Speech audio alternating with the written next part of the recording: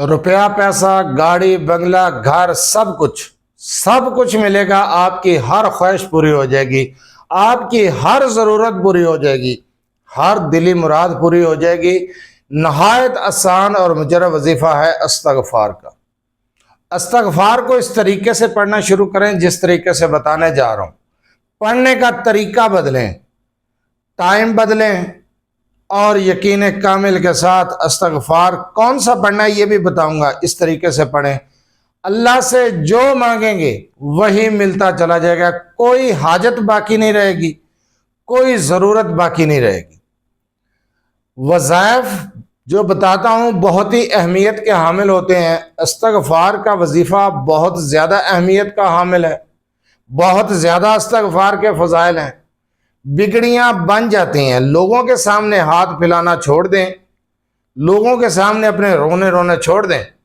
آپ اللہ کے سامنے اپنے مسائل کا حل چاہتے ہیں تو اللہ کے سامنے روئیں، اللہ آپ کے مسائل کو حل کرے گا۔ استغفار کو اس طریقے سے پڑھیں جس طریقے سے بتانے جا رہا ہوں، آپ یقین جانیں اللہ کی قسم آپ کے حالات بدل جائیں گے، آپ کی کوئی ضرورت باقی نہیں رہے گی، کوئی حاجت باقی نہیں رہے گی۔ روپے پیسے کی ریل پیل ہوگی، روپیہ پیسے کی اگر قلت ہے، مالی حالات ٹھیک نہیں ہے، معاشی پریشانی ہے، تو استغفار کو پڑھیں۔ کس طریقے سے پڑھنا ہے؟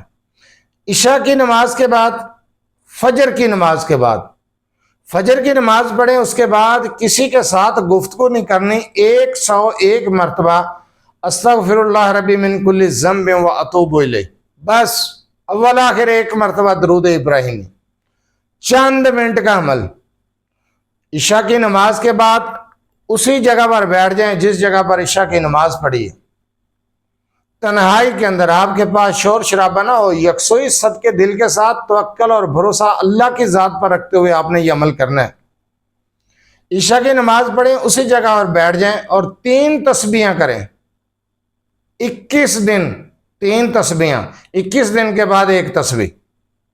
فجر کے بعد تو صرف 1 تسبیح ہے، 101 مرتبہ ہے، عشاء کے بعد 3 تسبیحاں، 21 دن بغیر ناگے کہ اس کو کر کے دیکھیں، آزما کر دیکھیں، چند دن کے اندر رزلٹ آپ کے سامنے ہوگا۔ استغفر اللہ ربی من کل ذنب و اتوب الیہ، یہی استغفار پڑھنی ہے، اول آخر 1 مرتبہ درود ابراہیم۔ زندگی کے تمام مسائل حل ہو جائیں گے، زندگی بدل جائے گی۔ بہت ہی معجزاتی عمل ہے، بہت سارے لوگوں نے اس عمل کو کیا ہے اور بہت ساری نعمتیں بن مانگے پائی ہیں۔ یہ معجزات جو ہے نا میں نے دیکھے ہوئے ہیں، آپ بھی آزما کر دیکھ لیں۔ صرف استغفار کو پڑھنا شروع کر دیں جس طریقے سے بتایا ہے۔ 5 نمازیں پڑھیں، نمازوں کے بعد جو ذکر اذکار ہیں وہ بھی کریں، قرآن کریم کی تلاوت بھی کریں، صبح نماز فجر کے بعد کریں، دن کے کسی بھی حصے میں آپ کو ٹائم مل جاتا ہے قرآن کریم کی تلاوت کریں۔ لیکن استغفار کا 2 ٹائم ہیں، بعد از نماز فجر، فجر کی نماز پڑھیں، اور استغفار آپ چلتے پھرتے بھی کر سکتے ہیں فجر کے بعد۔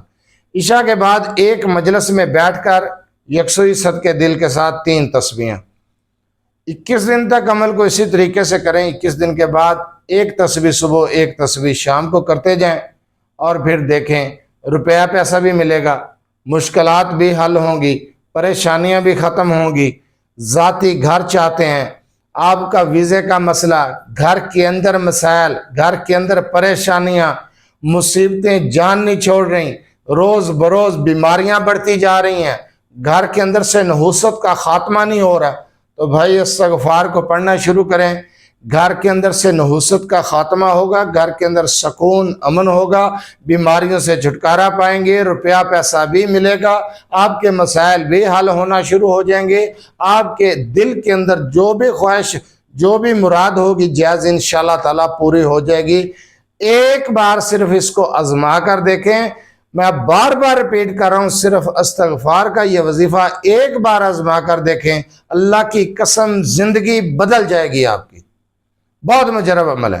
اگر آپ اپنے مسائل کے بارے میں مجھ سے رابطہ کرنا چاہتے ہیں، رابطے کا ٹائم طریقہ بتایا جاتا ہے، اسکرین کے اندر نمبر بھی چل رہا ہے، 8 سے 10 بجے تک رات کو آپ اپنا مسئلہ وائس کر سکتے ہیں۔ جو وظیفہ بتایا اس کی اجازت کی ضرورت نہیں ہے، اجازت عام ہے، جو وظیفہ بتا دیا جاتا ہے اسی کے بارے میں بار بار سوال آ رہے ہوتے ہیں۔ وظیفے کو غور سے سنیں سمجھیں، اس کے بعد اس عمل کو کریں، کوئی اجازت لینے کی ضرورت نہیں ہے، اجازتیں عام ہوتی ہیں ان وظائف کی۔ آپ یہ وظیفہ شروع کریں اور پھر دیکھیں کہ حالات کس طریقے سے بدلتے ہیں، مشکلات کس طریقے سے ختم ہوتی ہیں۔